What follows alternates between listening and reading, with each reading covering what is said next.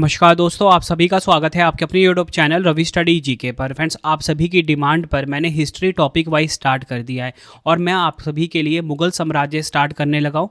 मुगल साम्राज्य में आपको आज मैं बाबर टॉपिक पढ़ाऊंगा और यकीन मानिए पूरा वीडियो देखने के बाद आपका ये टॉपिक बहुत अच्छे से क्लियर हो जाएगा। बेस्ट कंटेंट मैं आपके लिए लेकर आया हूँ, बिल्कुल सिंपल लैंग्वेज में। खुद से मैंने ये नोट्स प्रिपेयर किए हैं। एक बार आप सैम्पल देख लीजिए कि किस प्रकार की मैंने आप सभी के लिए क्वालिटी रखी हुई है। देखिए, सबसे पहले मैं आपको थ्योरी से पूरा समझाऊंगा बाबर के बारे में। ठीक है, बाबर ने जो भी युद्ध लड़े हैं वो पूरा आपको बताने वाला हूँ। उसके बाद बाबर की जो सैन्य रणनीति थी, बाबर की आत्मकथा, बाबर के द्वारा निर्मित वास्तुकला, उसके बाद 90+ MCQs लेकर आया हूँ। मतलब अगर आप ये पूरा वीडियो देख लेते हो ना, इससे बाहर एक भी क्वेश्चन आपका नहीं बनेगा। जितने भी MCQs लाए हो ना, ये सारे प्रीवियस ईयर के क्वेश्चंस हैं जो एग्ज़ाम में पूछे गए हैं। पूरा वीडियो देखना, कोशिश यही रहेगी कम टाइम में वीडियो आपका मैं कंप्लीट करवा दूं और आपका ये टॉपिक इसी वीडियो में कंप्लीट हो जाएगा। तो चलिए हम अपनी वीडियो को स्टार्ट करते हैं। वीडियो स्टार्ट करने से पहले अगर आपको मेरी करंट अफेयर्स की या GS की PDF चाहिए, ravibookspdf.com से आप बाय कर सकते हो। मंथली करंट अफेयर्स की मैगजीन भी आती है, महा PDF चाहिए वो भी आपको मिल जाएगा। सैम्पल आप ये देख सकते हो, हर महीने हमारी मंथली करंट अफेयर्स की मैगजीन आती है 500 से ज़्यादा MCQs के साथ। Mobile application Ravi study app है, जैसा आपको पढ़ाता हूँ वैसा YouTube video notes, current affairs notes, test series, कोई भी पेड कोर्स चाहिए रवि स्टडी ऐप पे मिल जाएगा। तो चलिए हम शुरू कर लेते हैं। देखिए, हमारा टॉपिक है बाबर। मुगल साम्राज्य की नींव किसने रखी? बाबर ने रखी। ठीक है, तो सबसे पहले मैं आपको बता देता हूँ बाबर के बारे में। बाबर का शासनकाल बहुत ही छोटा रहा, 1526 ईस्वी से 1530 ईस्वी तक। ठीक है, सबसे पहले आपको बताऊँ मुगल वंश की स्थापना, पॉइंट टू पॉइंट हम डिस्कस करेंगे। तो देखिए, बाबर ने 21 अप्रैल 1526 को पानीपत के प्रथम युद्ध में दिल्ली सल्तनत का जो अंतिम सुल्तान था इब्राहिम लोदी को पराजित किया। इस जीत के साथ ही भारत में लोदी वंश का अंत हुआ, मुगल शासन का उदय हुआ। तो यहाँ से आपको ये चीज़ क्लियर हो गई कि जो मुगल वंश की स्थापना है वो किसने करी थी? बाबर ने करी थी। किस युद्ध के साथ करी? तो वो था पानीपत का प्रथम युद्ध, जिस युद्ध में इसने इब्राहिम लोदी को हराया था। इब्राहिम लोदी के हारते ही लोदी वंश का अंत हो गया और मुगल शासन स्टार्ट हो गया। ठीक है, अगर हम बात करें बाबर का पूरा नाम क्या, तो बाबर का पूरा नाम है जहीरुद्दीन मोहम्मद बाबर। एग्जाम में ये क्वेश्चन डायरेक्टली पूछा जाता है कि बताओ बाबर का पूरा नाम क्या है? जहीरुद्दीन मोहम्मद बाबर, बाबर का पूरा नाम है। अगर हम बाबर के वंश की बात करेंगे तो देखिए, बाबर पिता की ओर से तैमूर वंश का था, ठीक है, जो कि 5वां वंशज था, और माता की ओर से चंगेज खान। ये आपने ध्यान रखना है।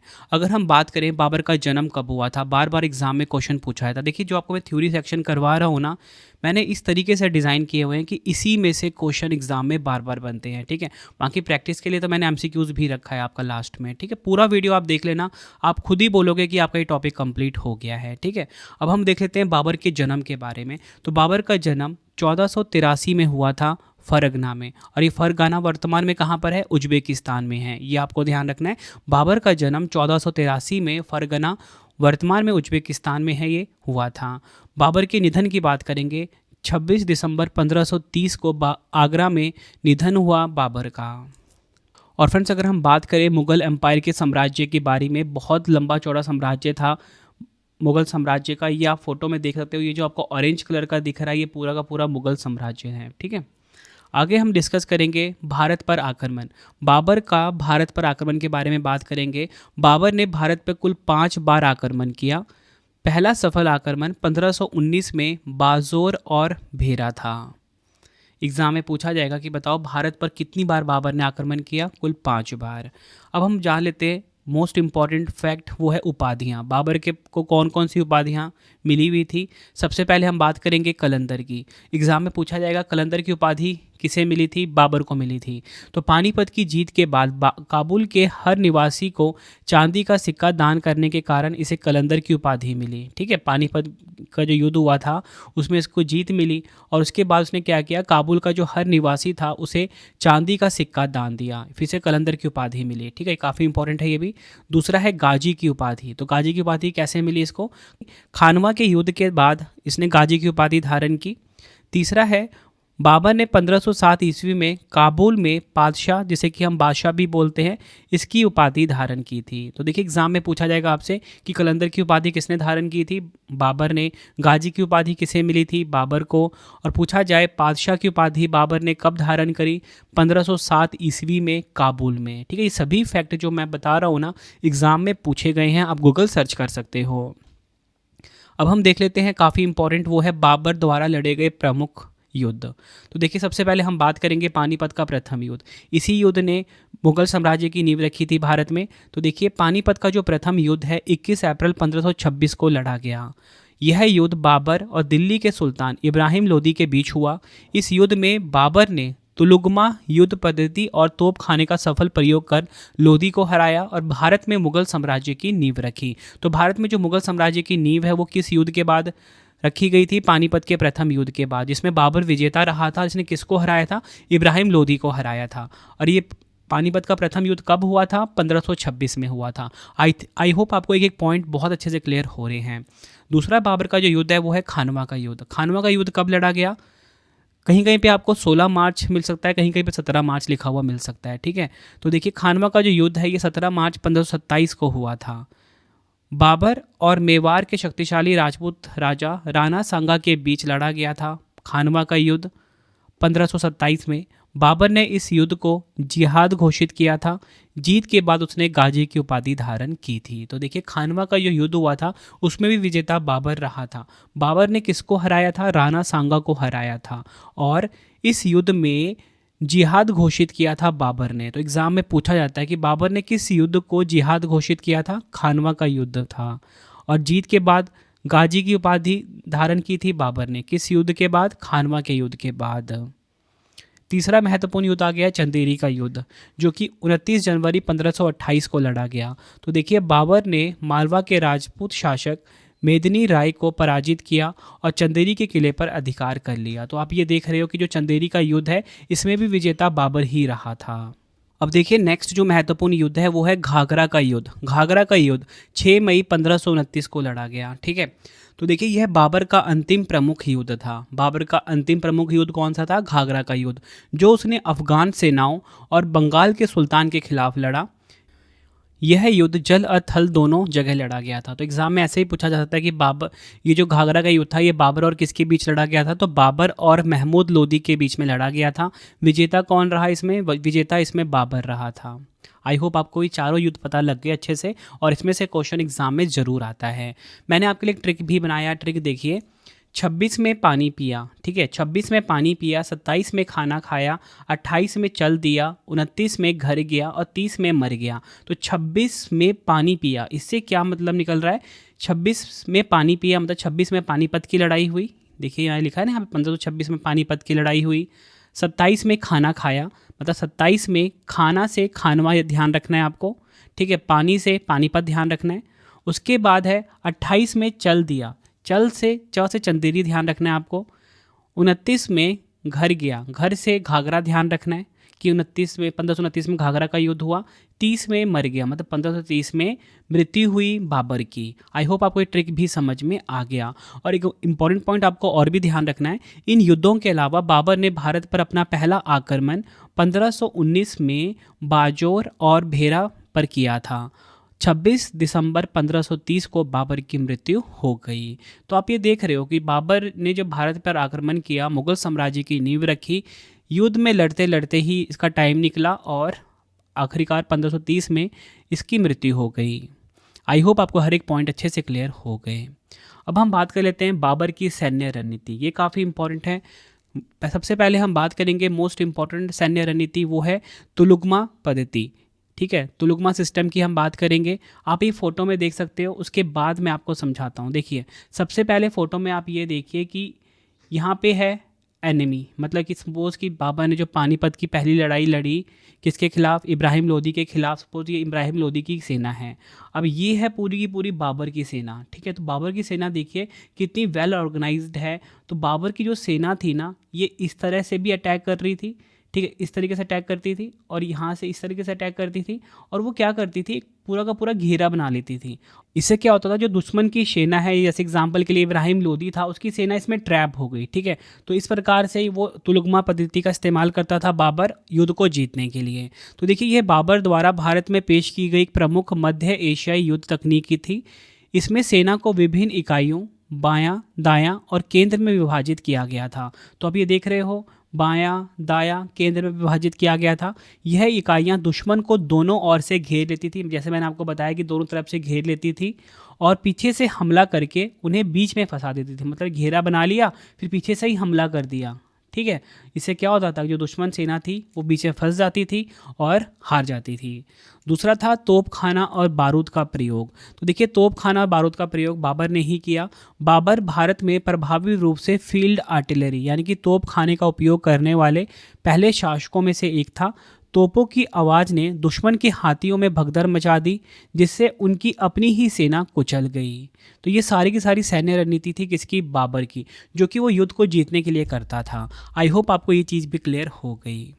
आगे हम बात करते हैं बाबर की आत्मकथा, जो कि बार बार एग्जाम में पूछा जाता है। तो देखिए, बाबर की आत्मकथा है तुजुक ए बाबरी। क्या है, तुजुक ए बाबरी जो है ये बाबर की आत्मकथा है। तो मुगल सम्राट बाबर की आत्मकथा का नाम है तुजुक ए बाबरी, जिसे दुनिया भर में बाबरनामा के नाम से जाना जाता है।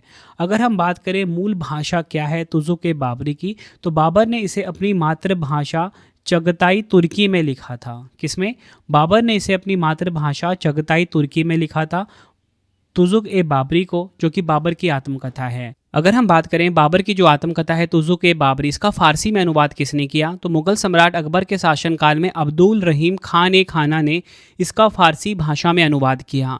और अगर हम बात करें अंग्रेजी अनुवाद किसने किया, तुजुक ए बाबरी का अंग्रेजी अनुवाद एनेट सुसाना बेवरिज द्वारा किया गया। तो आई होप आपको ये चीज़ क्लियर हो गई कि बाबर की आत्मकथा है तुजुक ए बाबरी। ठीक है, इसका मूल भाषा क्या था, वो था चगताई तुर्की में लिखा गया था। फारसी अनुवाद किसने किया, अंग्रेजी अनुवाद किसने किया, वो सब कुछ मैंने आपको यहाँ पे क्लियर कर दिया। अब हम देख लेते हैं बाबर द्वारा निर्मित वास्तुकला। तो देखिए, काबुली बाग मस्जिद, काबुली बाग मस्जिद, ये आप फोटो देख सकते हो, ये है काबुली बाग मस्जिद।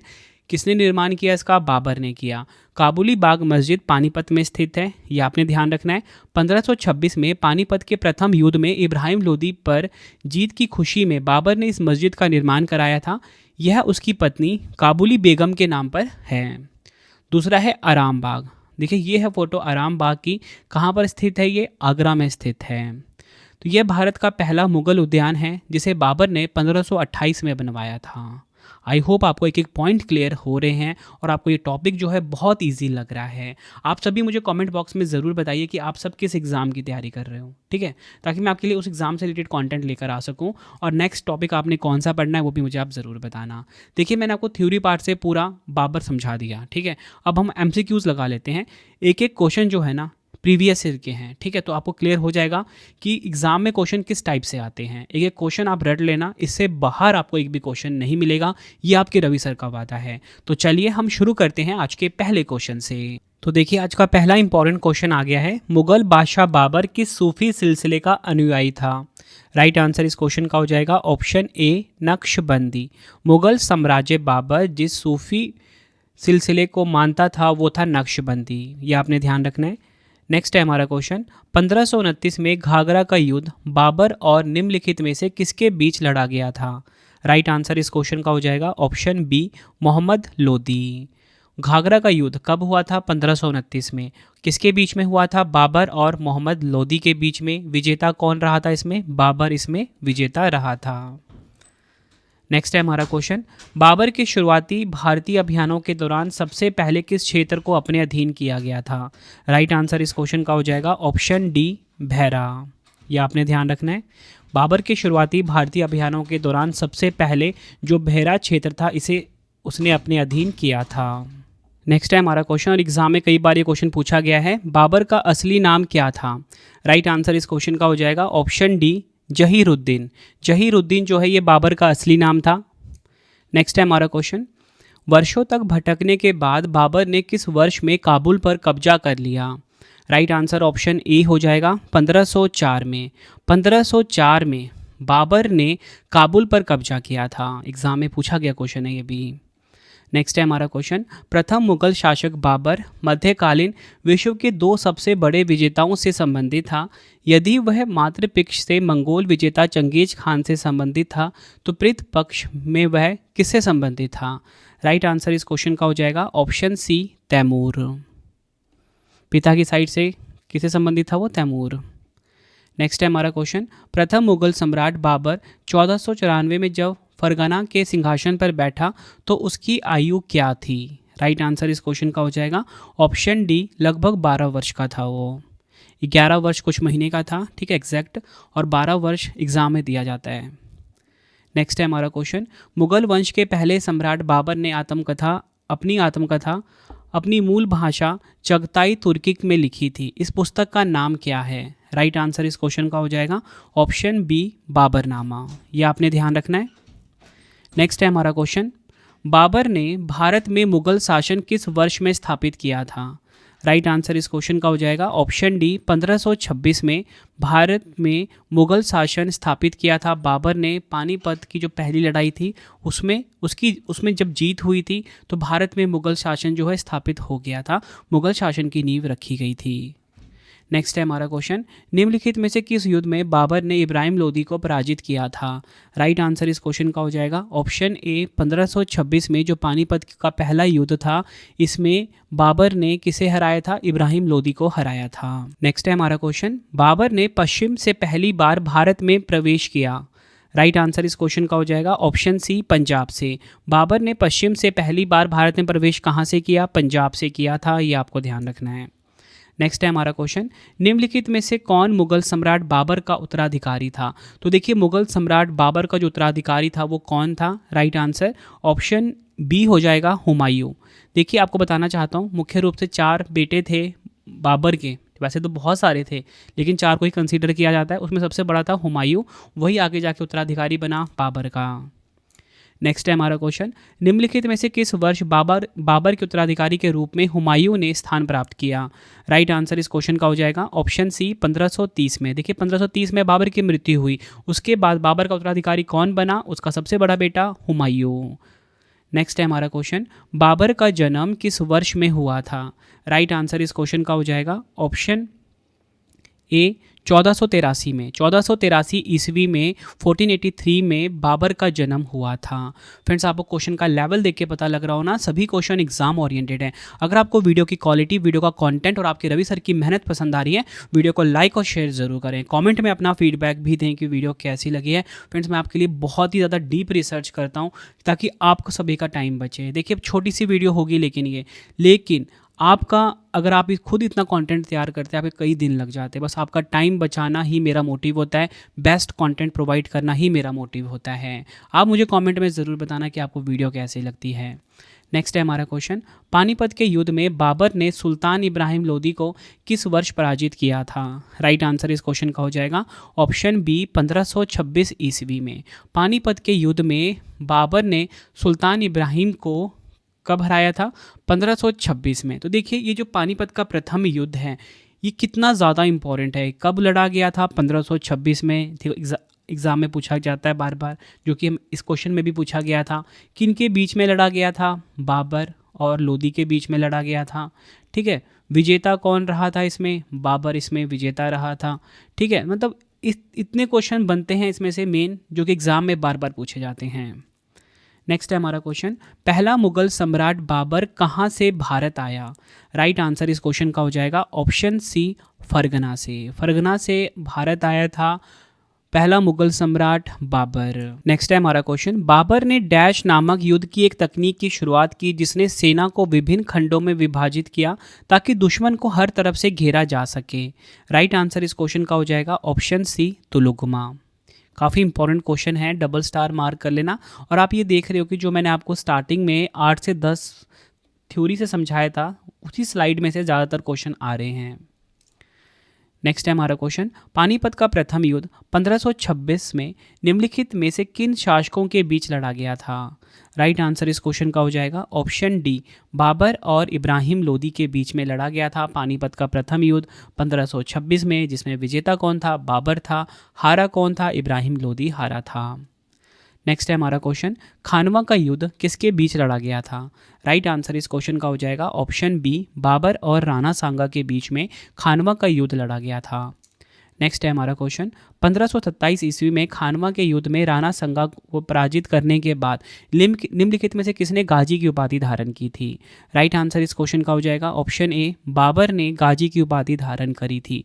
कब करी थी? 1527 ईस्वी में खानवा के युद्ध में, जब राणा सांगा को इसने हराया था। किसने? बाबर ने। ये क्वेश्चन भी एग्जाम में बार बार पूछा जाता है। नेक्स्ट है हमारा क्वेश्चन, 1528 में चंदेरी में बाबर द्वारा निम्नलिखित में से किसे पराजित किया गया था?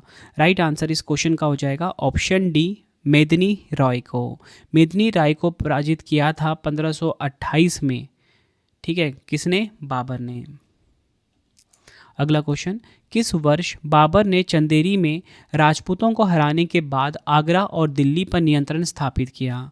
राइट आंसर इस क्वेश्चन का हो जाएगा ऑप्शन डी, 1528 में। 1528 में जो चंदेरी का युद्ध हुआ था उसमें बाबर ने राजपूतों को हराया था और आगरा और दिल्ली पर नियंत्रण स्थापित किया। नेक्स्ट है हमारा क्वेश्चन, 1529 में घाघरा का युद्ध बाबर और निम्नलिखित में से किसके बीच लड़ा गया था? राइट आंसर इस क्वेश्चन का ऑप्शन बी हो जाएगा, मोहम्मद लोदी। 1529 का जो घाघरा का युद्ध था किसके बीच लड़ा गया? बाबर और मोहम्मद लोदी के बीच में। नेक्स्ट है हमारा क्वेश्चन, निम्नलिखित में से किस मुगल सम्राट ने 1529 में घाघरा युद्ध लड़ा? राइट आंसर इस क्वेश्चन का हो जाएगा ऑप्शन बी, बाबर। बाबर ने 1529 में घाघरा का युद्ध लड़ा था, ये आपने ध्यान रखना है। नेक्स्ट है हमारा क्वेश्चन, निम्नलिखित में से किसने घाघरा के युद्ध में अफगानों को हराया? राइट आंसर इस क्वेश्चन का हो जाएगा ऑप्शन बी, बाबर ने। घाघरा का युद्ध जो था इसमें अफगानों को किसने हराया था? बाबर ने हराया था। नेक्स्ट है हमारा क्वेश्चन, बाबर ने किस युद्ध के बाद गाजी की उपाधि धारण की? तो गाजी की उपाधि किसने धारण की हुई थी? बाबर ने। पूछा जा रहा है किस युद्ध के बाद? राइट आंसर इस क्वेश्चन का हो जाएगा ऑप्शन सी, खानवा का युद्ध। नेक्स्ट है हमारा क्वेश्चन, निम्नलिखित मुगल सम्राटों में से किसने पादशाह की उपाधि धारण की थी? तो देखिए पादशाह की उपाधि किसने धारण की हुई थी? कौन सा मुगल सम्राट था वो? बाबर। ऑप्शन बी हमारा बिल्कुल सही हो जाता है। नेक्स्ट है हमारा क्वेश्चन, निम्नलिखित में से कौन सम्राट कलंदर के नाम से प्रसिद्ध था? तो ये भी मैंने आपको अपने जो ऊपर थ्योरी वाला पार्ट करवाया था ना, उसमें बताया था ना कलंदर के नाम से कौन प्रसिद्ध था। राइट आंसर हो जाएगा बाबर। आई होप आपको एक एक पॉइंट बहुत अच्छे से समझ में आ रहा है, एक एक क्वेश्चन बहुत अच्छे से समझ में आ रहा है। नेक्स्ट है हमारा क्वेश्चन, बाबर ने डैश में बादशाह की उपाधि ग्रहण की थी, या बोल सकते हो बादशाह की उपाधि ग्रहण की थी। राइट आंसर इस क्वेश्चन का हो जाएगा ऑप्शन सी, काबुल। नेक्स्ट है हमारा क्वेश्चन, किस वर्ष में बाबर फैरगना में तैमूरी वंश के अपने पैतृक सिंहासन पर बैठा? राइट आंसर इस क्वेश्चन का हो जाएगा ऑप्शन ए, 1494 ईस्वी में। 1494 में बाबर फरगना में तैमूरी वंश के अपने पैतृक सिंहासन पर बैठा था। नेक्स्ट है हमारा क्वेश्चन, प्रथम मुगल शासक बाबर मध्यकालीन विश्व के दो सबसे बड़े विजेताओं से संबंधित था। यदि वह मातृपक्ष में मंगोल विजेता चंगेज खान से संबंधित था तो पितृपक्ष में वो किससे संबंधित था? राइट आंसर इस क्वेश्चन का हो जाएगा ऑप्शन सी, तैमूर। नेक्स्ट है हमारा क्वेश्चन, निम्नलिखित में से किस स्थान पर मुगल सम्राट बाबर की मृत्यु हुई थी? तो बाबर की मृत्यु कहाँ पर हुई थी? राइट आंसर ऑप्शन ए हो जाता है, आगरा में। ये क्वेश्चन भी एग्जाम में बार बार पूछा जाता है। नेक्स्ट है हमारा क्वेश्चन, बाबर को पहली बार 1530 ईस्वी में कहाँ दफनाया गया था? तो देखिए पहली बार जो बाबर को दफनाया गया था 1530 ईस्वी में वो था आगरा। ऑप्शन सी हमारा बिल्कुल सही हो जाएगा। नेक्स्ट है हमारा क्वेश्चन, बाबर की आत्मकथा बाबरनामा का अनुवाद डैश में किया गया था। राइट आंसर इस क्वेश्चन का हो जाएगा ऑप्शन सी, फारसी में। नेक्स्ट हमारा क्वेश्चन, बाबर ने अपनी आत्मकथा तुजुक ए बाबरी किस भाषा में लिखी थी? राइट आंसर इस क्वेश्चन का हो जाएगा ऑप्शन सी, तुर्की में। बाबर की जो आत्मकथा है तुजुक ए बाबरी ये तुर्की भाषा में लिखी गई थी। नेक्स्ट है हमारा क्वेश्चन, गुलबदन बेगम एक प्रसिद्ध पुस्तक की लेखिका थी और बाबर के बीच इनका क्या संबंध था? तो देखिए, गुलबदन बेगम और बाबर के बीच रिलेशन पूछा जा रहा है, क्या था? राइट आंसर इस क्वेश्चन का हो जाएगा ऑप्शन ए, पुत्री और पिता। मतलब कि गुलबदन बेगम जो थी ये बाबर की बेटी थी। नेक्स्ट है हमारा क्वेश्चन, बाबर के निम्न 4 पुत्रों में सबसे बड़ा कौन था? राइट आंसर इस क्वेश्चन का हो जाएगा ऑप्शन डी, हुमायूं। हुमायूं सबसे बड़ा पुत्र था, सबसे बड़ा बेटा था बाबर का। नेक्स्ट है हमारा क्वेश्चन, भारत में मुगल साम्राज्य की स्थापना किसने की थी? तो देखिए, भारत में जो मुगल साम्राज्य है इसकी स्थापना किसने की थी? बाबर ने। पहली लड़ाई लड़ी थी ना पानीपत की, जिसमें वो विजेता रहा था, उसके बाद मुगल साम्राज्य की नींव पड़ी थी, ये उसी की बात हो रही है। नेक्स्ट है हमारा क्वेश्चन, मुगल साम्राज्य के शासकों का सही क्रम कौन सा है? ये आपके पास ऑप्शन है, पूछा जा रहा है इसमें सही क्रम कौन सा है। तो देखिए, ये तो आपको पता है कि पहला बाबर था, फिर मैंने आपको बोला कि बाबर के बाद उसका बेटा बना था उत्तराधिकारी, है ना। तो यहाँ पे ये वाला ऑप्शन और ये वाला ऑप्शन तो वैसे ही क्लियर हो गया, क्योंकि बाबर के बाद हुमायूं बना था ना। तो अब ए और सी में बात आ रही है, ठीक है। तो देखिए, बाबर का बेटा था हुमायूं, हुमायूं के बाद ना अकबर सिंहासन पर बैठा था, तो फिर ये वाला ऑप्शन भी कैंसिल हो गया। तो राइट आंसर क्या हुआ? Option C. तो बाबर मुगल साम्राज्य के शासकों का सही क्रम क्या है? बाबर के बाद हुमायूं, हुमायूं के बाद अकबर, अकबर के बाद जहांगीर, जहांगीर के बाद शाहजहां, शाहजहां के बाद औरंगजेब और उसके बाद बहादुर शाह। आई होप आपको ये क्वेश्चन अच्छे से क्लियर हो गया। नेक्स्ट है हमारा क्वेश्चन, मुगल वंश का प्रथम सम्राट कौन था? तो देखिए, फर्स्ट एम्परर कौन था मुगल डायनेस्टी का? राइट आंसर इस क्वेश्चन का हो जाएगा ऑप्शन बी, बाबर। अगला क्वेश्चन है, बाबर के 2 प्रसिद्ध तोपचियों के नाम क्या थे? यानी कि 2 गनर्स के नाम क्या थे जिन्होंने पानीपत के प्रथम युद्ध में भाग लिया था? राइट आंसर इस क्वेश्चन का हो जाएगा ऑप्शन बी, उस्ताद अली और मुस्तफ़ा। बाबर के जो 2 प्रसिद्ध तोपचियों थे उनका नाम था उस्ताद अली और मुस्तफ़ा, मतलब 2 गनर्स थे ये। नेक्स्ट है हमारा क्वेश्चन, मुगल साम्राज्य को मजबूत बनाने में बाबर और हुमायूं के प्रयास निम्नलिखित में से किसकी प्रतिभा के बिना कुछ भी नहीं होते? राइट आंसर इस क्वेश्चन का हो जाएगा ऑप्शन सी, अकबर। ये आपने ध्यान रखना है। नेक्स्ट है हमारा क्वेश्चन, बाबर ने 1529 में डैश के युद्ध में महमूद लोदी और सुल्तान नुसरत शाह को हराया और इस तरह भारत में मुगल शासन की स्थापना की। राइट आंसर ऑप्शन सी हो जाता है, घाघरा। बाबर ने 1529 में घाघरा के युद्ध में महमूद लोदी और सुल्तान नुसरत शाह को हराया और इस तरह से भारत में मुगल शासन की स्थापना हुई थी। नेक्स्ट है हमारा क्वेश्चन, बाबर ने भारत में अपना पहला आक्रमण डैश में किया? राइट आंसर इस क्वेश्चन का हो जाएगा ऑप्शन ए, 1519 में। बाबर ने भारत में अपना पहला आक्रमण कब किया था? 1519 में। नेक्स्ट है हमारा क्वेश्चन, निम्नलिखित में से किन 2 मुगल बादशाहों ने अपनी स्मृतियां लिखी हैं? राइट आंसर इस क्वेश्चन का हो जाएगा ऑप्शन डी, बाबर और जहांगीर। बाबर और जहांगीर 2 मुगल बादशाह थे जिन्होंने अपनी स्मृतियां लिखी है। नेक्स्ट है हमारा क्वेश्चन, निम्नलिखित में से किसको उज्बेकों के आक्रमण के कारण अपने पैतृक सिंहासन को छोड़ने के लिए मजबूर होना पड़ा? राइट आंसर इस क्वेश्चन का हो जाएगा ऑप्शन डी, बाबर। यह आपने ध्यान रखना है। नेक्स्ट है हमारा क्वेश्चन, बाबर के किस पुत्र को काबुल और कंधार का शासन सौंपा गया था? राइट आंसर इस क्वेश्चन का हो जाएगा ऑप्शन ए, कामरान मिर्जा। यह आपने ध्यान रखना है। बाबर का जो पुत्र था कामरान मिर्जा, इसे काबुल और कंधार का शासन सौंपा गया था। नेक्स्ट है हमारा क्वेश्चन, देखिए फ्रेंड्स, ये जो बाबर का पुत्र था कामरान मिर्जा, मैंने आपको बताया इसे काबुल और कंधार का शासन सौंपा गया था, ठीक है। अगर हम बात करें जो सबसे बड़ा था कौन? हुमायूं, ठीक है। तो एग्जाम में पूछा जाएगा हुमायूं को कौन सा क्षेत्र सौंपा गया था? तो हुमायूं को दिल्ली और आगरा का, ठीक है। हुमायूं को दिल्ली और आगरा का, यहाँ पे लिख देता हूँ, पूछा जाता है एग्जाम में ये, ठीक है। दूसरा है, बात करेंगे कामरान मिर्ज़ा की, जो कि हमारा क्वेश्चन भी था, इसे काबुल और कंधार का शासन सौंपा गया था, ठीक है। ये मैंने क्वेश्चन में ही आपको क्लियर कर दिया। तीसरा था कौन? अस्करी मिर्ज़ा। क्या नाम था इसका? अस्करी मिर्ज़ा। तो बात करेंगे अस्करी मिर्ज़ा को कौन सा क्षेत्र सौंपा गया था? तो इसे संभल सौंपा गया था, ठीक है, संभल। तो संभल जो है वर्तमान में उत्तर प्रदेश है, ठीक है, ये वाला क्षेत्र सौंपा गया था। चौथा पुत्र था इसका हिंदाल मिर्ज़ा, हिंदाल मिर्जा। तो अगर हम बात करें कि जो हिंदाल मिर्जा, इसे कौन सा क्षेत्र सौंपा गया था? जो कि इसका सबसे छोटा पुत्र था बाबर का, इसे मेवात का क्षेत्र सौंपा गया था। प्रेजेंट में मेवात क्या है? अलवर। का शासन सौंपा गया था। आई होप आपको ये क्वेश्चन क्लियर हो गया। नेक्स्ट है हमारा क्वेश्चन, 1501 ईस्वी में लड़ा गया सर ए पुल का युद्ध किसके बीच हुआ था? तो देखिए सर ए पुल का युद्ध जो है ये 1501 ईस्वी में लड़ा गया था। पूछा जा रहा है किसके बीच में लड़ा गया था? राइट आंसर हो जाएगा ऑप्शन बी, बाबर और शायबानी खान के बीच में। इस क्वेश्चन को आप डबल स्टार मार्क कर लेना। कब लड़ा गया था? 1501 में। किसके बीच? बाबर और शायबानी खान के बीच में लड़ा गया था। नेक्स्ट है हमारा क्वेश्चन, सर ए पुल के युद्ध में बाबर को हराने वाला उज्बेक शासक कौन था? राइट आंसर इस क्वेश्चन का हो जाएगा हमारा ऑप्शन बी, मोहम्मद शायबनी खान। तो यहाँ पे आपको चीज़ क्लियर हो गई ना कि जो 1501 में जो सर ए पुल का युद्ध हुआ था बाबर और शायबनी खान के बीच में, तो इसमें विजेता कौन था? शायबनी खान विजेता रहा था। ठीक है, हारा कौन? बाबर हारा। नेक्स्ट है हमारा क्वेश्चन, बाबर ने युद्ध की प्रसिद्ध तुलुगमा पद्धति किससे सीखी थी? तो देखिए तुलुगमा पद्धति बोलो, तुलुगमा जो टैक्ट था ये किससे सीखा था इसने? राइट आंसर इस क्वेश्चन का हो जाएगा ऑप्शन सी, उज्बेकों से सीखा था शायबनी खान से हारने के बाद।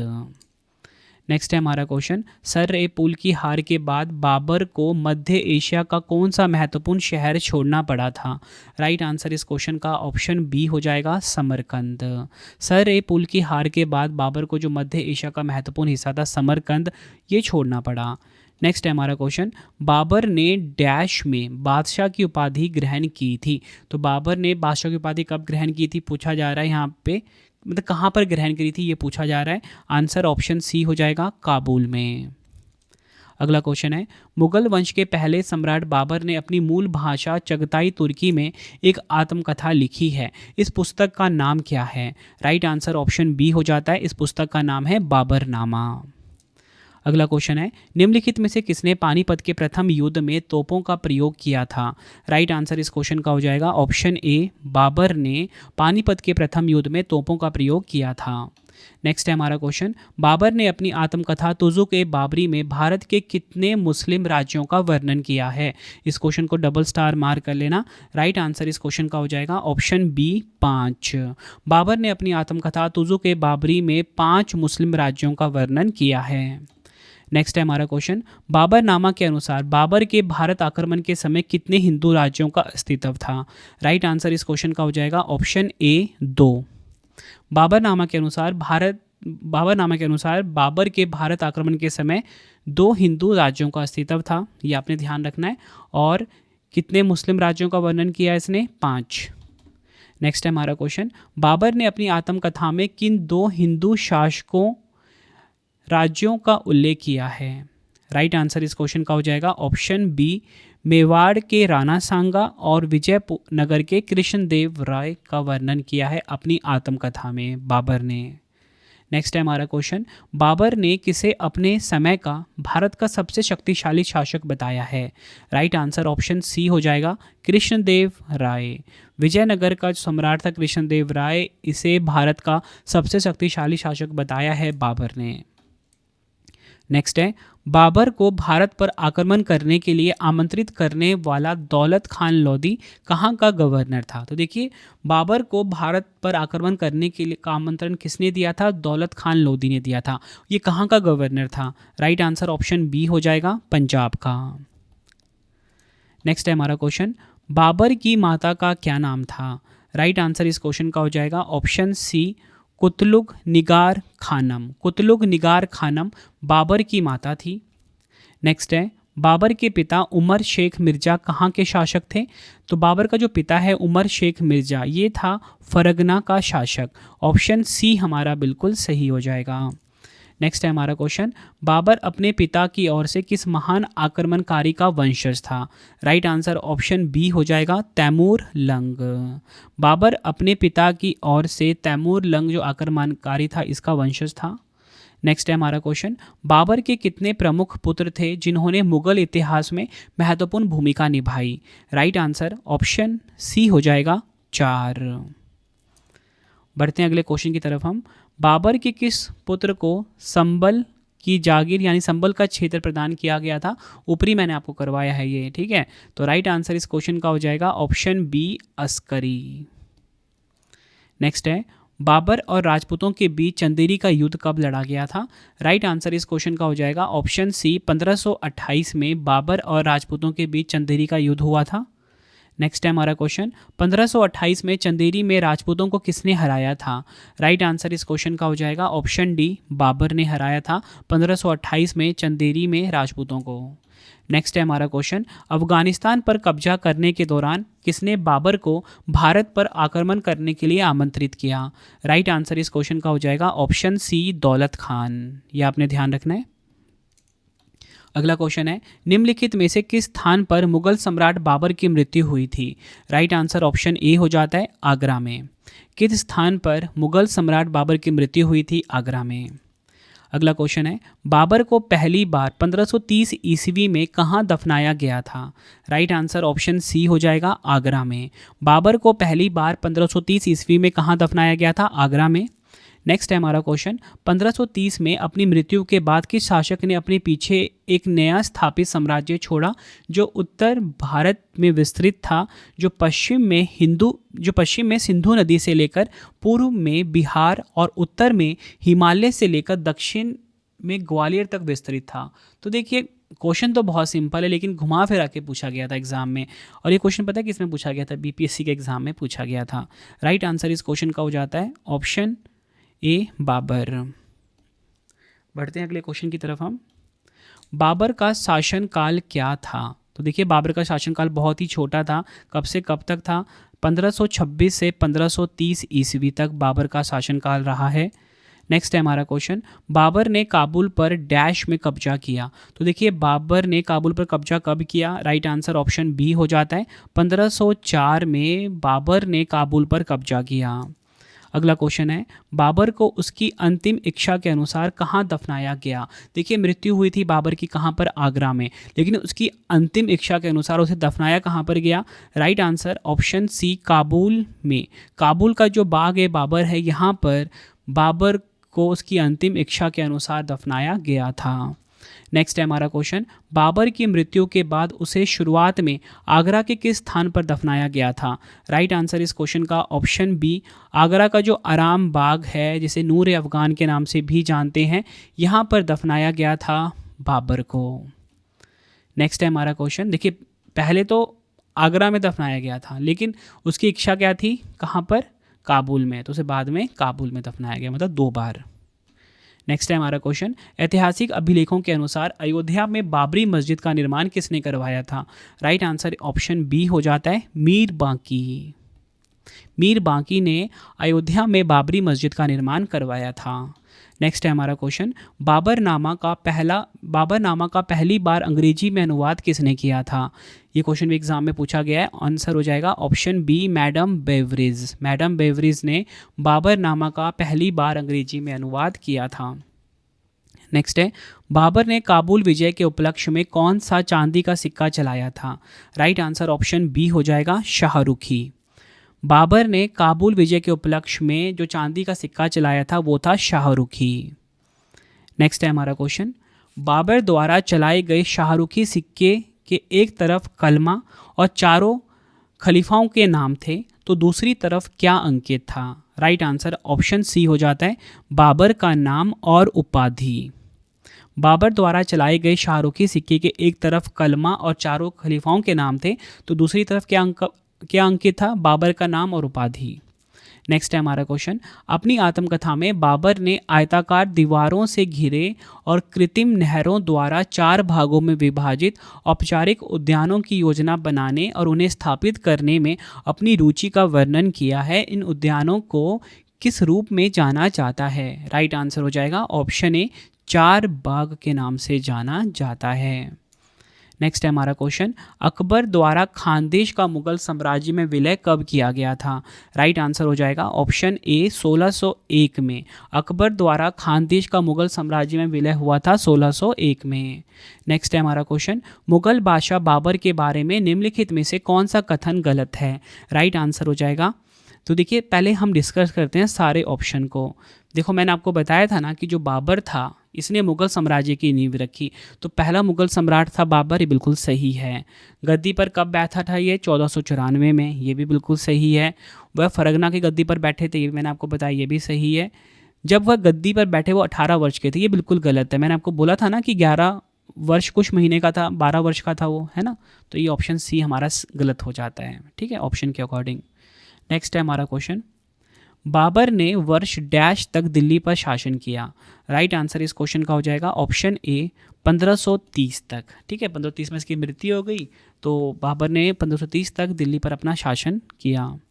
नेक्स्ट है हमारा क्वेश्चन, 1526 ईस्वी में बाबर के भारत पर सफल आक्रमण ने डैश का शासन समाप्त कर दिया। देखिए 1526 में बाबर ने पानीपत की प्रथम लड़ाई लड़ी, विजेता रहा उसमें, ठीक है। मुगल साम्राज्य की नींव पड़ गई और उसने किसके शासन को समाप्त कर दिया? कौन सा शासन को समाप्त कर दिया? लोधी वंश को समाप्त कर दिया। ऑप्शन सी हमारा बिल्कुल सही हो जाएगा। नेक्स्ट है हमारा क्वेश्चन, बाबर ने किस युद्ध से पहले जिहाद या बोल सकते हो धर्म युद्ध का नारा दिया था? राइट आंसर हो जाएगा ऑप्शन बी खानवा का युद्ध। बाबर ने खानवा का युद्ध से पहले जिहाद जिहाद या बोलो धर्म युद्ध का नारा दिया था। नेक्स्ट है हमारा क्वेश्चन, बाबर ने किस कर या टैक्स को समाप्त करने की घोषणा की थी ताकि मुस्लिम सैनिक प्रभावित हों? राइट आंसर इस क्वेश्चन का हो जाएगा ऑप्शन सी तमगा कर, जिसे जो कि व्यापारिक कर था। ध्यान रखना है आपको, बाबर ने किस कर को समाप्त किया? तमगा कर को समाप्त किया। एग्जाम में क्वेश्चन पूछा गया है। आप मुझे कमेंट में ना अपना स्कोर ज़रूर बताना कि 91 क्वेश्चन आपको करवा रहा हूँ, 91 में से कितना क्वेश्चन के आंसर आपको आते थे, ठीक है। और वीडियो कैसी लगी है ना मुझे ज़रूर बताना। अगर आप मुझे कमेंट करोगे ना तो जो मुगल साम्राज्य का नेक्स्ट चैप्टर है ना आपका, हुमायूं, उसके बाद अकबर, वो सभी मैं आपके लिए लेकर आऊँगा, ठीक है। मुझे कमेंट में ज़रूर बताना आप। अगला क्वेश्चन, बाबर द्वारा रचित प्रसिद्ध मसनवी का नाम क्या है? राइट आंसर इस क्वेश्चन का हो जाएगा ऑप्शन बी मूबयान। मूबयान जो है ये बाबर द्वारा रचित प्रसिद्ध मसनवी का नाम है। नेक्स्ट है हमारा क्वेश्चन, बाबर की किस पत्नी ने मुगल उत्तराधिकारी और अगले सम्राट हुमायूं को जन्म दिया था? राइट आंसर हो जाएगा option A Maham Begum. Next है हमारा क्वेश्चन, बाबर की वह कौन सी पत्नी थी जिसने प्रसिद्ध हुमायूं नामा की लेखिका गुलबदन बेगम को जन्म दिया? राइट आंसर इस क्वेश्चन का हो जाएगा ऑप्शन सी दिलदार बेगम। देखिए आपको बताना चाहता हूँ कि जो बाबर था इसकी बहुत सारी पत्नियाँ थी, ठीक है, बहुत सारी पत्नियाँ थी, मतलब बहुत सारी बोल रहा हूँ, ठीक है। कुछ मेन थी और उनमें से कई बच्चे हुए इसके, तो मतलब 4 प्रमुख बच्चे थे इसके, जो मैंने आपको बताया हुमायूं इसमें सबसे बड़ा था, ठीक है। और कुछ बेटियां भी हुई, जिसमें से एक थी कौन? गुलबदन बेगम, जिसने हुमायूं नामा की रचना की थी। तो पूछा जा रहा है जो गुलबदन बेगम है इसकी माँ का नाम क्या था? दिलदार बेगम। नेक्स्ट है हमारा क्वेश्चन, बाबर को जहर दिए जाने की घटना का विस्तृत उल्लेख किस पुस्तक में मिलता है? राइट आंसर हो जाएगा ऑप्शन बी बाबरनामा, या बोल सकते हो तुज़ुक-ए बाबरी में मिलता है। नेक्स्ट है हमारा क्वेश्चन, हुमायूं नामा की लेखिका कौन थी जिसने बाबर को विष दिए जाने की घटना और उसकी मृत्यु का उल्लेख किया है? राइट आंसर हो जाएगा ऑप्शन बी गुलबदन बेगम। और आज का हमारा आखिरी क्वेश्चन, बाबर का जन्म 1483 ईस्वी में वर्तमान उज्बेकिस्तान के किस शहर में हुआ था? मैंने आपको बोला था ना फरगना में हुआ था, तो पूछा जा रहा है फरगना किस शहर में हुआ था? राइट आंसर हो जाएगा ऑप्शन बी अंदीजान। अंदीजान में हुआ था, ठीक है। ये भी क्वेश्चन पूछा गया है। तो फ्रेंड्स ये आपको मैंने कंप्लीट टॉपिक करवा दिया बाबर। जितने भी क्वेश्चन बनते थे बाबर से जुड़े हुए, जो कि काफ़ी इंपॉर्टेंट टॉपिक है, सारे इंपॉर्टेंट फैक्ट और सारा इंपॉर्टेंट एमसीक्यूज़ मैंने आपको करवा दिया। आपको वीडियो कैसी लगी अब आपका काम है मुझे कमेंट में बताने का। अगला वीडियो कौन सा चाहिए वो भी मुझे कमेंट में ज़रूर बताना, और साथ में 3 क्वेश्चन का आंसर भी मुझे ज़रूर दे देना जो मैंने आपको ऊपर पढ़ाए हैं। तो देखिए पहला क्वेश्चन है, 1529 में घाघरा का युद्ध बाबर और निम्नलिखित में से किसके बीच लड़ा गया था? 4 ऑप्शन आपकी स्क्रीन के ऊपर है। दूसरा है, बाबर ने भारत में मुगल शासन किस वर्ष में स्थापित किया था? 4 ऑप्शन है आपके पास। बाबर ने किस युद्ध के बाद गाजी की उपाधि धारण की? तीनों क्वेश्चन का आंसर आपने मुझे कमेंट बॉक्स में देना है। वीडियो कैसी लगी आपने अपना फीडबैक भी ज़रूर देना है। मोबाइल एप्लीकेशन है रवि स्टडी ऐप, ठीक है। अगर आपको कोई भी कोर्स चाहिए, टेस्ट सीरीज चाहिए, रवि स्टडी ऐप हमारा मोबाइल एप्लीकेशन है, यहाँ पे आपको मिल जाता है। तो फ्रेंड्स इसी प्रकार से हमारी ये वीडियो ये कंप्लीट हो जाती है। अब आपको मैं इंपॉर्टेंट इन्फॉर्मेशन ये दे देता हूँ कि अगर आपको डेली करंट अफेयर्स पढ़ना है तो current affairs by Ravi channel पे ज़रूर विजिट करिए। हर दिन बेस्ट क्वालिटी के क्वेश्चंस पढ़ाए जाते हैं करंट अफेयर्स बाय रवि पे। एक बार आप क्लास ज़रूर लीजिए। उसके बाद आपको बताना चाहता हूँ हमारी प्रिंटेड फॉर्मेट में बुक्स अवेलेबल हैं। आप सभी की डिमांड आती थी रवि सर हमारी बुक्स प्रिंटेड फॉर्मेट में चाहिए, तो रवि अदिति publication.com से आप बाय कर सकते हो। गूगल पे आपको इस वेबसाइट को सर्च करना है। 25,000 GK GS की बुक कोई भी किताब आपको चाहिए प्रिंटेड फॉर्मेट में होम एड्रेस पे डिलीवर करवा के आपको इस वेबसाइट से बाय करना है, रवि अदिति publication.com। अगर आपको PDF चाहिए किसी भी सब्जेक्ट का, करंट अफेयर्स का या GS का, तो आपको रवि बुक्स PDF.com से मिल जाएगा, जहाँ पे आपकी हमारी करंट अफेयर्स की PDF हो गई, मंथली करंट अफेयर्स की जो मैगजीन आती है करंट अफेयर्स की, वो पॉलिटी, हिस्ट्री, ज्योग्राफी सभी के जो पार्ट वाइज बुकलेट होती है वो आपको मिल जाएगा। ठीक है, प्रीवियस ईयर क्वेश्चंस का रवि बुक्स PDF.com पे। सैम्पल आप ये देख सकते हो, मंथली करंट अफेयर्स की हमारी मैगजीन आती है जो कि 500 से ज़्यादा MCQs हम हर महीने कवर करते हैं बेस्ट क्वालिटी के, तो वो भी आपको कहाँ पे मिलेगा, रवि बुक्स PDF.com पे। हमारा एप्लीकेशन है रवि स्टडी ऐप, इसे आप इंस्टॉल कर लीजिए। फ्री टेस्ट, फ्री PDF, कोई भी अगर आपको पेड वीडियो चाहिए, करंट अफेयर्स का पेड वीडियो है, GS का यहाँ पे मिलेगा, टेस्ट सीरीज़ मिल जाएगा, नोट्स मिल जाते हैं करंट अफेयर्स के, GS के। रवि स्टडी ऐप को आप प्ले स्टोर से इंस्टॉल कर सकते हो अपने फ़ोन में। टेलीग्राम, इंस्टाग्राम पे हमसे जुड़ सकते हो, रवि स्टडी जी के नाम से है। आपको ये वीडियो कैसी लगी है कमेंट में मुझे ज़रूर बताएं। आई होप आपको वीडियो की क्वालिटी, वीडियो का कंटेंट और आपके रवि सर की मेहनत पसंद आई होगी। वीडियो अगर आपको पसंद आई, वीडियो को लाइक और शेयर ज़रूर करें। मिलते हैं फ्रेंड्स आप सभी से अब हम नेक्स्ट वीडियो में। Thank you and wish you all the best.